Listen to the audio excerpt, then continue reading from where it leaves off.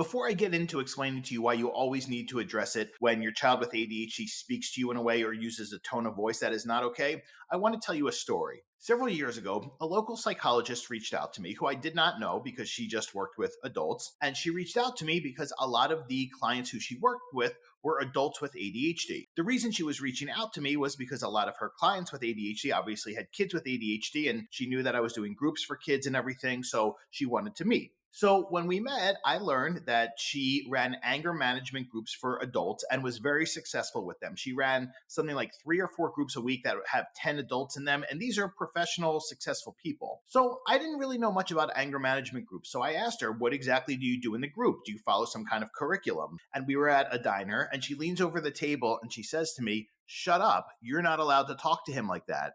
And I laughed for a minute. I said, "What?"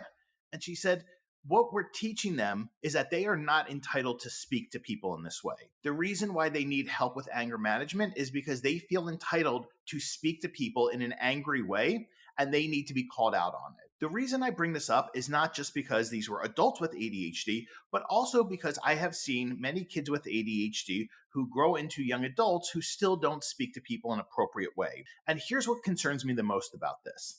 A lot of the parenting advice I'm seeing out there now is really about providing what I call over empathy. So every time a child is angry or upset, we get them to verbalize feeling words and talk about their feelings. And what's left out of that is actually addressing the behavior and the poor treatment of how they're speaking to you. So, what I want you to understand is if you do not address the way your child is speaking to you when they're speaking in a disrespectful way, you are condoning the behavior. And what you're teaching them is it's okay to speak to people this way. And I don't think anybody wants their child going out into the world and speaking to other people that way. So this is why you need to address this every time.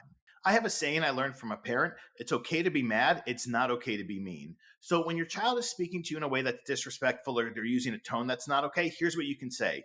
"The tone you're using with me right now is not okay, and I don't use that tone with you, so I would appreciate if you can change it." Here's another example. "The way you're speaking to me right now is not how I speak to you, and it's not how we speak to each other in our family. So please go take a brain break and then come back when you're ready and we can talk."